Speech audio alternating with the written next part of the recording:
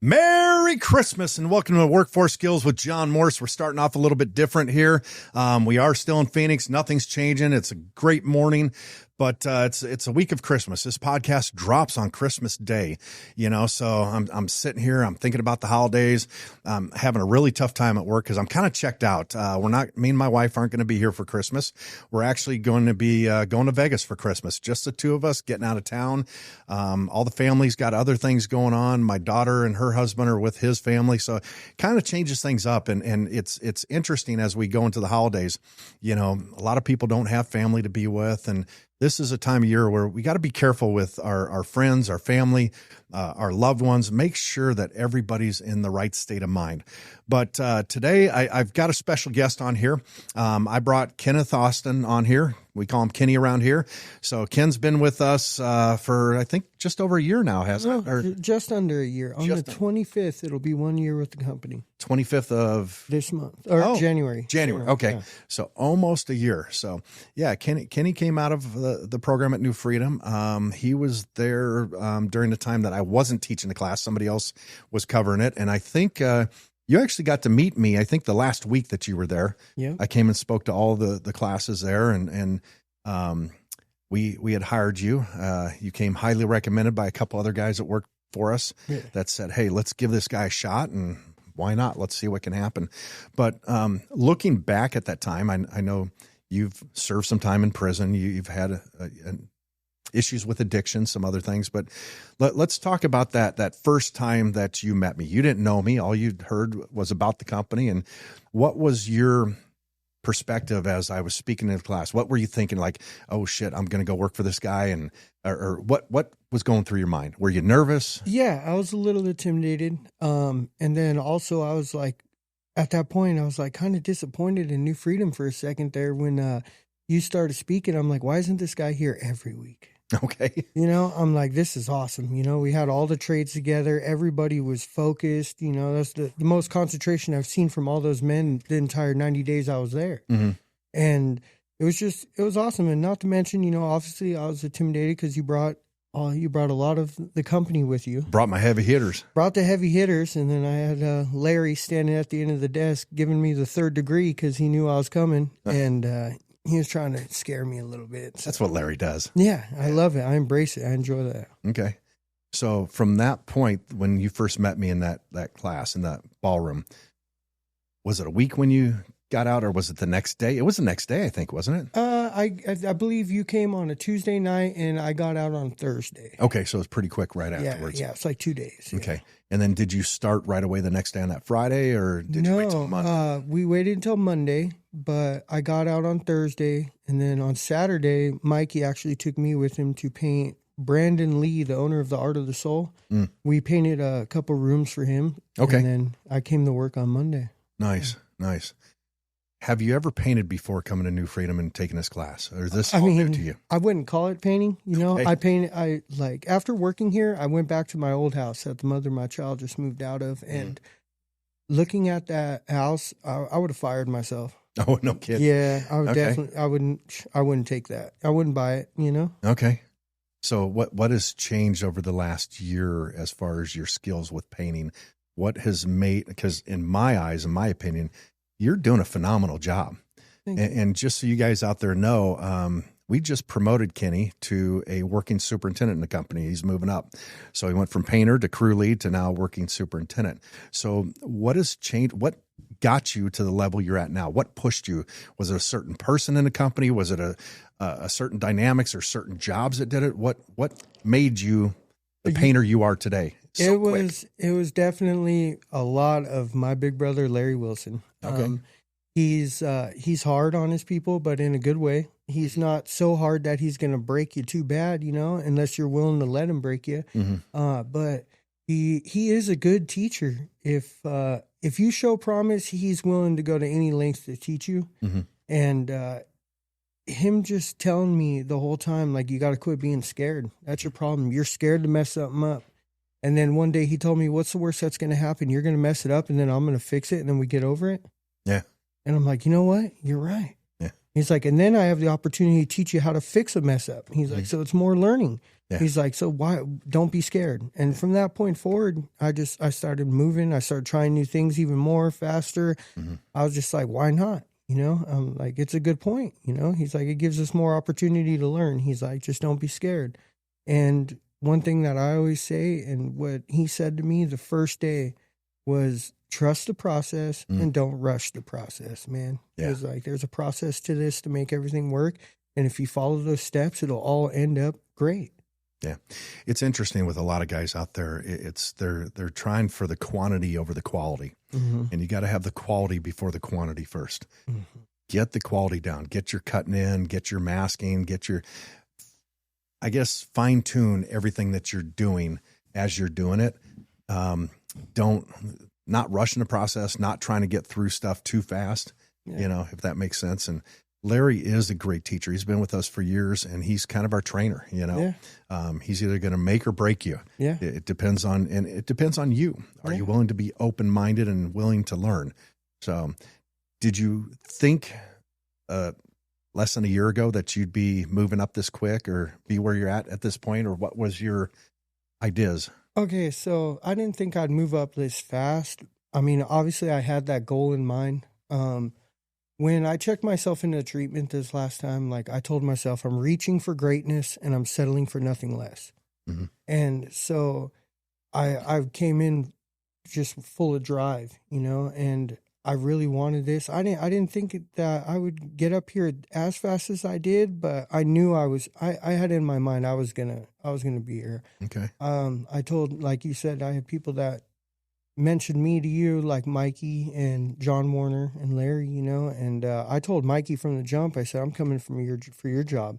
Okay. And then he went into estimating, and then so it turned, I'm like, no, I'm trying to sit side by side with you, Larry, because I know you ain't going nowhere, you know, and so that was the whole goal in mind. And I don't know, the skill, and like, once you get painting down, once you get over that fear, and once you just trust the process and you get the motion and you figure it out, like, once that light bulb goes off, like, it's awesome. Everything just clicks. It just clicks, everything. Yeah. Now you could walk onto a job and you can see what the next step is, the next step, because you know the process. Yeah. And so it all just makes sense. It all comes together. It's like, now it's like second nature, you know? It's interesting how some people can walk on a job and they're clueless. They just see one step at a time. It's interesting how you've been able to see multiple steps ahead of you of what needs to be done. And that's a rare thing in a lot of guys to figure out as quick as you did. It takes guys years to figure that out sometimes. You know, I can walk in a room and I know exactly the 10 steps I'm going to do to finish this room and the process of how it's going to be done because I've been doing it for so long. And it's a struggle for guys if you can't figure that out. It's going to slow the process of moving up in position. Now, when you were at New Freedom, there's other trades that they offered. Did you take another one, or did you only stick with painting? I took painting the entire 90 days I was there. They even let me stay in painting for my last 2 weeks, even though I'd already graduated advanced painting. They kind of made it expert painting is what Giles told me, and let me stay in that class so I didn't have to do the other weekend classes. Okay. So being in the painting for those 90 days and learning what you did there, and I know there was another instructor there at the time. What you learned there to where you're at now, I mean, what's the difference between learning to paint in the vocational and then you get out into the real world on the job sites? Was it kind of a shock to see how fast paced everything was, or were you kind of prepared for that? I mean, I had the leg up on all the competition, you know, obviously, because knowing Mikey and knowing John, and I've been friends with them forever, and so I got them on Facebook, of course. And so every time Mikey would step in to come see and just hang out on the weekends and stuff, he would kind of pull me aside. I kind of cheated a little bit. He would pull me aside and he'd show me how you would expect it to be done. He'd be like, this is the PHP way, and he would show me. And then an old project manager here, Stephanie, she came in with Mikey, and she's actually taught me how to cut in a wall. Oh, no kidding. Yeah, Mikey tried showing me and all this stuff, and then Stephanie's like, get off that ladder. And she took the brush, and she's like, this is how we should do it. And So I had the leg up on them, but I knew it was going to be more fast paced because it's commercial. I've worked in other trades here and there throughout my life, but so I always know when it's on commercial, larger scale, more production, a little bit faster, and you got to be a little more cautious, you know? For our viewers and listeners out there, not knowing your full background, you came straight from prison to New Freedom, correct? Or no? No. You did not. Okay. What was your journey to get to New Freedom? Okay, so I've done roughly 9.5 years in prison over 3 different terms. This last time, I got out of prison in 2021. I was fairly successful. I was doing good, and I had a relapse, and I started using drugs again. And I have a daughter now. In that time of my relapse, my daughter was born, and so normally when I relapse, it's the only way you're going to stop me is if you catch me. You got to sit me down. But my daughter coming into play was a game changer. So I called Axiom Care of Arizona, and I went to detox. And then I went to the Axiom Care Wittenhouse, which is where I still do my H&I meetings every Sunday night for the guys in inpatient rehab there. What is H&I meetings? Hospitals and institutions. I do a Alcoholics Anonymous big book study with those guys. Gotcha. Every Sunday. Okay. And so I went to Axiom, and then when I got there, this guy, Angel, he was a case manager there. He told me, I highly suggest you go to New Freedom after this. Okay. And I didn't know I could go to New Freedom. I thought you had to go through the system, through prison to get to New Freedom. And he's like, no, you just have to have at least minimum of 30 days in an inpatient rehab, and you can go to New Freedom from there. And so literally, in a split second, and I hadn't talked to Mikey in a little while. Last time I talked to Mikey, he was at New Freedom. And I saw John. He was driving a van for you guys when he was living at the Sober Living, the transport guys, a while back. And I'm like, you know what? I wonder if they still, and just in that instant, I said, I wonder if they still have that paint program there. I wonder if Mikey and John can help me out. And like, just like I said, yeah, I'm going to go to New Freedom. So I did 90 days inpatient rehab, and then I did another 90 days at New Freedom. And I got a hold of John and Mikey, and here I am, you know. And over the last year, you've moved into our halfway house for the company. You're now the house manager even there. Yes. So it shows stability. It shows maturity and growth on your behalf, where you're at in your life. And I know you've had to deal with some interesting situations with some employees that previously worked for us and that couldn't make the change for a better life, or were, I guess, in another sense, they haven't hit the last rock bottom in their life. That's it. So it sounds like you hit your last rock bottom and you're good. You're not looking back right now. Yeah, no, I've done enough research. I've gone out there and slammed my head against concrete enough times. You know, everybody always has another relapse in them. I don't know if I have another recovery. I don't know if I want to go through that guilt, shame, that remorse of walking back through another recovery center or going back into prison at my age. And especially with my daughter, like, I don't know, I couldn't fathom that, like, you know, and letting her down. You know, I got external forces that push the inner want in me, but also I just want it. I'm sick of starting over, John. I've started over in my life so many times with a new start, new career, and I'm over that. I told myself this is the last time I'm going to gain a bunch of stuff just to lose it. I'm not doing that. I'm going to gain everything, and I'm going to keep it this time. That's awesome. So what is, and I ask this in class sometimes, what is the why you're going to make it this time? What went through your mind that this is the moment, this is the one that's going to work? Because like I said, you've been locked up 3 times. Yeah. You're a repeat drug addict. You know, what is it about this time that's different than any other time that you can say, this is why it's working, because this is what changed in myself? You know, like I mentioned, those external forces that push me towards that. But honestly, I want it this time. For the first time, it's like, I used to have this mentality, like I've been to prison, I've lived in the streets, I could survive anything, I'll be fine. Now it's like, no, like I need this. I want this, and I'm not going to let nothing stand in the way. I have to do it. You know, it's time, you know.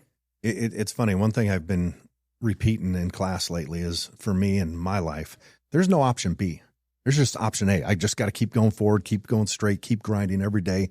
There is no other option. This is what I have to do. Yeah. You know, it's interesting because it's like now I teach the life skills class on Monday and Tuesdays at New Freedom. I don't teach the hands-on. There's somebody else that does that, but there's been a couple times where that person's been sick or something happened. They say, "Hey, John, we need you." Okay, I'm there. Yeah. There's not, let me check with the wife. Let me see. This is just what I have to do.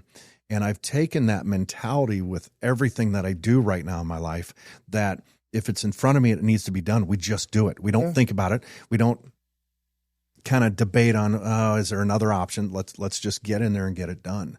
And it seems like that's the direction you're going in your life as well too. Yeah. Without putting it in too much perspective, or thinking too deep, it's almost like what I'm teaching, you're actually doing. So, which is pretty cool. What's the next step for Kenny from here? You know, you're living in a halfway house. Is how, and there's no time frame. I always tell people, and I've done it on this podcast 100 times at least, talking about focus on you and yourself for 6 months. You've done that. You're past that 6 months. You're almost at the year point. Yeah. What is going to change in the next year for you in your life? Or is there a chance of moving out of the house? Is there is there plans to get back with your kid's mom? I mean, what's going on in your personal life? Okay. So in the grand scheme of things, when I went in the rehab, I said, I'm going to do 6 months. I'm going to do 6 months of treatment. And then when I get out, I'm going to do a year in sober living so I can focus on myself and solidify this recovery. And I'm coming up on that year mark of being in sober living. And so the plan is to go home to my lady and my kid, and my 2 stepsons as well. Okay. I would like to be back in the house because now I've built myself into the man that can actually be the man of the family. Mm-hmm. I was trying to play the man of the family, but obviously I wasn't mentally ready, and I still had kid tendencies. And so I used the treatment and this year to build myself into a man, a respectable man, And so those are the plans. And she's been waiting on it. My daughter's waiting on it. They've been waiting. But like I said, I had those non-negotiables. Like, this is what I have to do to get this done. This is the way I'm going to do it. And so I had to put my recovery first. I had to put my life. I had to be selfish, as you say. And it's at times it was hard for them. But I'm very grateful that Samantha, which is my lady, I'm very grateful that she was understanding. She was supportive. Mm-hmm. And she gets fed up at times because I've been gone for a while, not there, I come see them on the weekends, and any free time I get, I'm there, I try to spend as much time with my daughter as I can, but I'm not there, and they want that bad. My daughter and her want that bad, and my sons.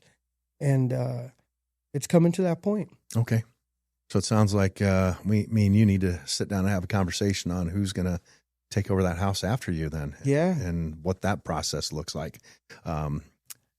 Let's make it a smooth process when it comes. Oh yeah, that absolutely. Way it's an easy transition for whoever steps in and takes over for you. And that's another thing with it. It's like I would never just leave that house. Like I told the guys, I said, listen, the race is on. You guys know that January 25th, that's my 1 year mark, and that's my projected site on leaving. Okay. But I'm not gonna.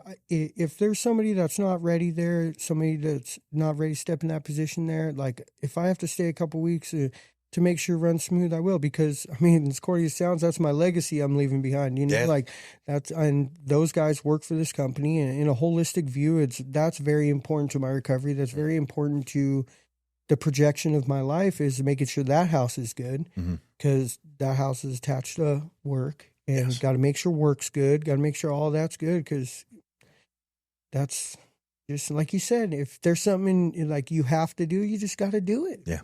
Just got to do it. It's interesting because the house and work are connected, and that's not normal for most halfway houses. No. We're a little bit different. It's interesting working here. We talk about the PHP family, PHP Commercial Painting, and we're a family, we're a group, and it's interesting how people don't understand that till they actually come here and work here and see it and live it, and it's an amazing feeling, at least for me, but. For someone, I'm biased because I own the company, but for someone like you to explain it to somebody out there, how do you explain PHP and what it is and what it means and how it's changed your perspective in working here? I mean, this is the best place I've ever worked for because you want to talk about extreme accountability. So what like you're saying, how the house is attached to the job. That's so much accountability, and it's awesome because I mean, when you get out of treatment and you're trying to land a job, you may not have a car, you may not have a ride to work, and the means to do that, and we're here to help you, And we got people in the house like myself. I give guys rides to work. Our project managers pick them up when they need from that house. Like that is that's the biggest step in the next step, like helping them get to work and maintain employment, and then coming here and just being a part of this family, like Larry, like that's my big bro. Fred, man, Fred calls me all the time just to check on me. Yeah. It won't even be work. Hey, how are you doing? How you feeling today, bud? And you all right? Like when I saw you this morning, you seemed a little rushed, or you seemed like you weren't, like you were just trying to get somewhere. He's like, what's going on? I'm like, oh no, I'm just trying to get to the job, And then being able to call you, like, I mean, when I was going to get insurance on that truck, I was nervous. I haven't had insurance in years. I didn't know if I had good money. I was having an anxiety attack in the parking lot of the insurance company. I remember when you called me. Yeah. Yeah. I'm like, you know what? I'll call John. Yeah. And there you go. And you were able to talk me through there. And Mikey was even there, and we were able to compare prices, and you were like, no, pull the trigger, get it. I'm like, all right, cool, let's go. Got to have insurance. Yeah. Not having it's that old behavior. Exactly. And you don't want to be that guy, because then you're looking over your shoulder, you're going to get pulled over, and then you screw yourself. It's not worth it. Exactly. It's interesting watching the changes in everybody within the company. And I know over the last couple of weeks and with the holidays here, it's a tough time for some people. We've lost a couple guys. Yeah.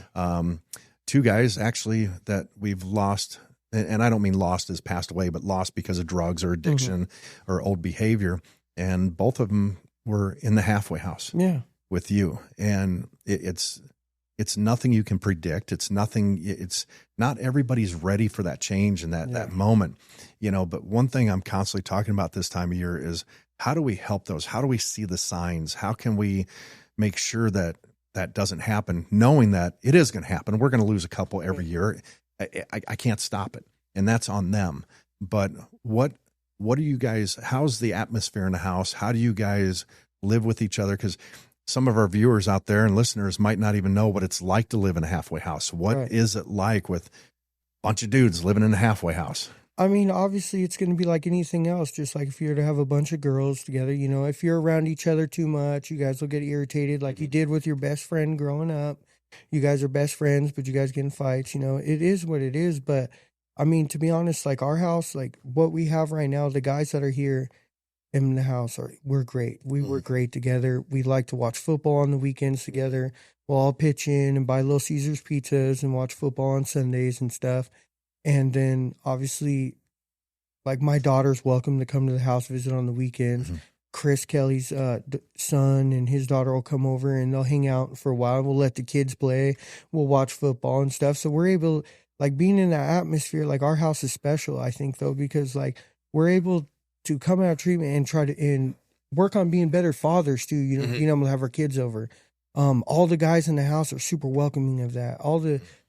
And we, like you said, we all work together. So we talk shop at the house, but it's that extreme accountability that comes with it. It's like your job's attached to your house, so you don't want to mess up, and then everybody's pushing everybody to be better and better and better. But then on the other side of it is you got 7 dudes living in a house, and we're guys. Not a lot of us are very clean.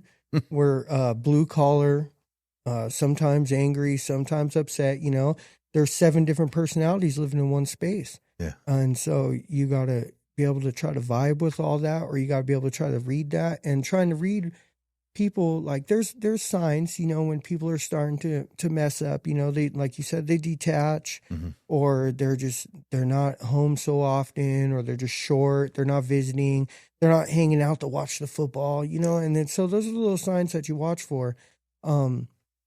And you just got to try to be there and try to do a temperature check every once in a while.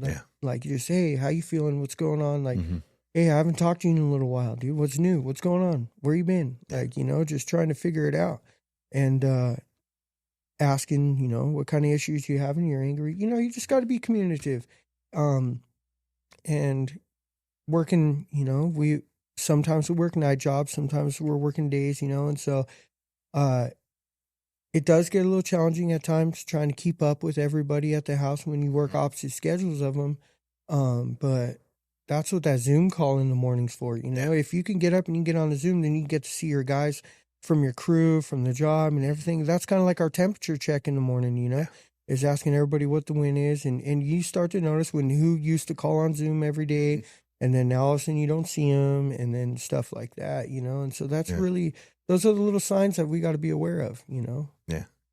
You know, it's interesting. I've watched you over the last year. How old are you now? I am 33. I'll be 34 February. Okay. So 33 going 34. And it sounds like you finally grew up. Yeah. You're finally becoming a man. You're reaching adulthood in your 30s finally. And it's been a struggle for years to get there. And it's for me, it's exciting watching the journey, watching where you've come from, where you're going, the process of what you've been going through. So it's really exciting for me to see this. And I'm excited to see where you end up a year from now, you know, in year two. And what would your advice be for somebody out there that's been through the struggles, that thinks no one's going to hire them, they don't have a chance, they've got that repeat offender, they keep going down the same path? What's one thing you could give somebody out there that's struggling that might help them change their ways or think of a different way to change? There's no shame in asking for help. For sure. That's one. And the answer is always no, unless you ask. You know, if you don't ask, you just told yourself no. So don't sell yourself short. You know, get out there and fight for what you want and get out there and try to get what you want and ask people to help you achieve what you want. You don't have to go through the whole fight alone, and you don't have to. I mean, look, the only reason why I'm here is because I reached out for a helping hand from my big brothers, from knuckleheads that I used to run the streets with when I was a kid. I saw that they're doing good, and I said, hey, I want to get like you. I want to be where you're at. How can I get there? And that's what it took. It's taken, you know, like swallow that pride, ask for help. There's no shame in asking for help. Yeah. So I'm a man, I can do it on my own. It's all BS. No, that's all BS. That tough, prison this, prison that. You know where it's going to get you? Right back in prison. That's it. It's going to get you the same results you've always had. You're stronger with the right people around you, with the positive people. Absolutely. There's no kingdom without counsel. Yeah. No, that's a good quote right there. I have to remember that one. No, it's been good watching your growth, your changes, watching what you've learned over the last year. It's exciting for me to promote you into that next position, to see where Kenny ends up. Yeah. Nobody knows. I mean, the sky's the limit right now. Yeah. So you just keep doing what you're doing, keep grinding, keep pushing. I appreciate everything you've done as far as, you know, it's funny because I love watching the growth and it's exciting, but at the same time, I step back and I have to think to myself, you know, what's next for this guy? Where's he going to end up? But also at the same time, it's almost paying it forward. It's like I look at all the people I touched and helped, and now you're doing the exact same thing. Yeah, you're going to these meetings. You're running meetings, helping people with their next step to get it. And it's just it's a ripple effect. Yeah. It's like when you throw that pebble in the pond and the ripples keep going and going and going. You don't know where it ends. Absolutely. It started with me in a classroom and teaching this and starting the whole vocational thing at New Freedom and getting that started. And then it just grows. And then as each of you expands and grows and help other people. So, and it's going to be a generational change, because if you hadn't changed, then what happens to your daughter? What happens to the other people? And that's the same with a lot of people that work for us. Where would their kids be? And this is going to change your kids, your grandkids. It's a generational change that we're trying to make in everybody. And it's exciting to watch that change. So, you know, we're about to sign off here, but Kenny, just one last thing. What's the last thing that you want to say to anybody out there that has been through what you've been through? What's the message you want to give them? I'm going to tell you, rock bottom has a basement, and rock bottom is only as deep as you're willing to dig. So put the shovel down, quit digging, because I promise you'll find new lows. Put it down and climb out of that hole. That's good words of wisdom. Yeah. So I appreciate you. I appreciate you being on here. And for anybody out there that's watching this, if you're in a situation, especially out here in the Phoenix area, if you don't know where to go, don't know what to do, and you want to change your life, and you're tired of being at the rock bottom, you want to get out of that basement, and you want to put the shovel down and climb out, just reach out to us. We're going to direct you to the right place. We can help you get into new freedom. There's other programs out there. You're not in this fight alone. There's always somebody out there willing to help you. And this is what we've changed with our company. You know, everybody in this company has hit rock bottom once, twice, 3 times, sometimes more. And we're all doing this together. It's not a journey by myself. It's not a journey that Kenny's taken by himself. We're doing this journey together. We're trying to help others, and we are making changes in lives. But this is not a handout at all. Don't look at it as this is a free ride. It's a hand up. You got to be willing to reach out and climb out of that hole and do the right thing. And doing the right thing is a lot easier than you think.